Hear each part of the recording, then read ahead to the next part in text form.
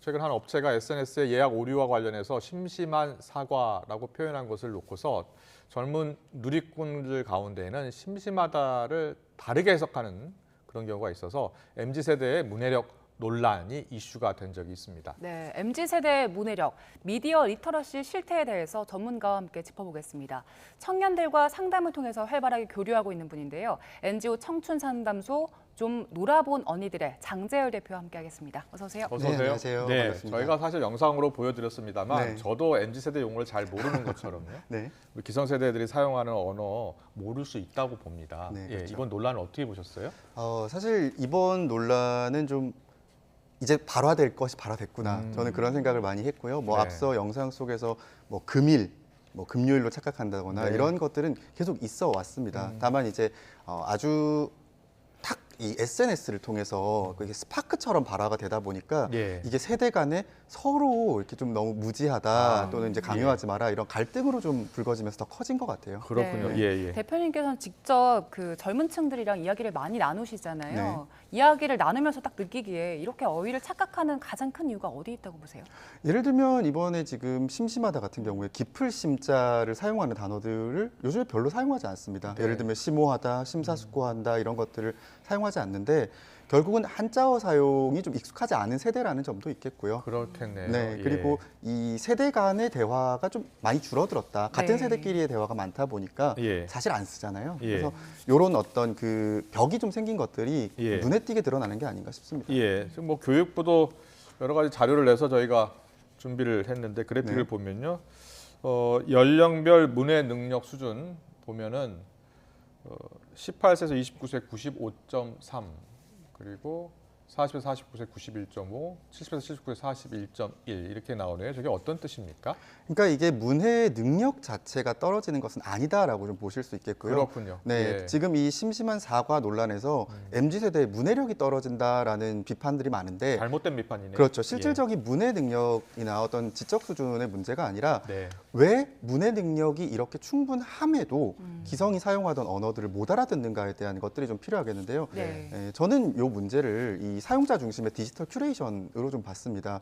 그러니까 뭐 구글이라던가 유튜브 같은 것들을 보면 왜 많이들 아시겠지만 영상을 3-4개 정도만 보면 그 이후로는 나에게 관심 있을 만한 것들이 추천으로 올라오죠. 자동으로 네. 올라오죠. 네, 그렇습니다. 예. 그러다 보니까 이제 50대, 60대와 20, 30대가 똑같이 구글에 접속을 해도 똑같이 뭐 이 포털 사이트에 접속을 해도 최상단에 보이는 정보들은 다를 수밖에 보고 없죠. 싶은 것만 보게 되고. 네, 그렇습니다. 예. 그러다 아. 보니까 그 안에서 내가 관심 있어 하는 디지털 컨텐츠 안에서 쓰는 단어들, 어휘들, 그리고 이 어떤 시각들 아무래도 고착화될 수밖에 없고 이게 그렇겠네요. 심리학적인 터널 효과가 언어적으로도 좀 발생을 한다고 볼 수 있겠습니다. 알겠습니다. 네. 네. 학생들이 컴퓨터도 굉장히 많이 하고 게임도 네. 잘하는데 그런데 막상 한글 문서나 엑셀 같은 건 또 잘 몰라서 이걸 오히려 유튜브로 배운다고 하더라고요. 네, 그런 부분들이 이제 이 MZ 세대 중에 G 세대가 사회 초년생이 되면서 많이 드러나는 현상인데요.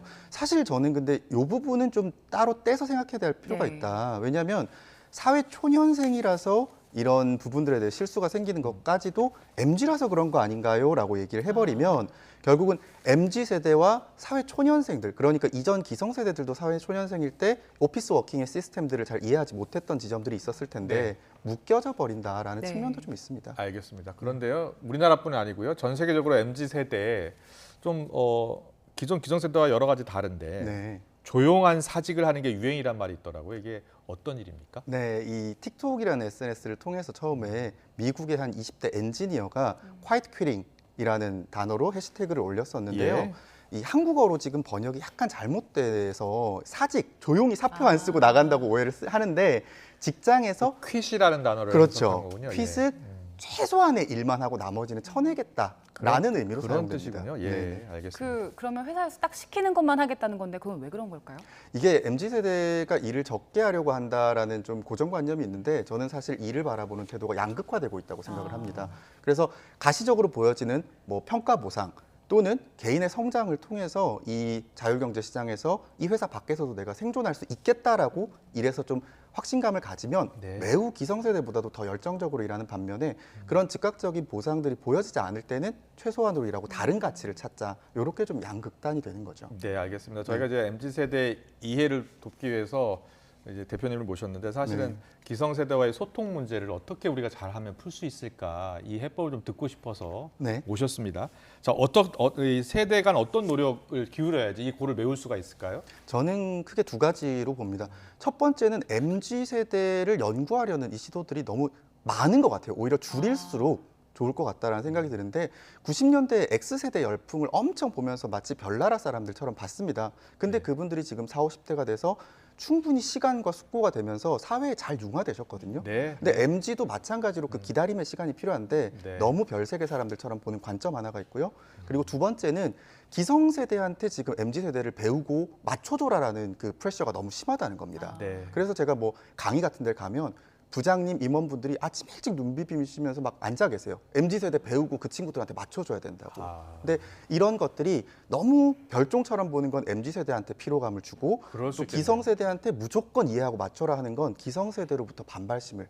그래서 더 MZ 이 담론이 거세어질수록 거리감은 멀어질 거다. 저는 그렇게 보고 있습니다. 네. 그럼 반대로 MZ 세대들한테는 어떻게 해야 이제 기성세대를 이해할 수 있게 할 수 있을까요?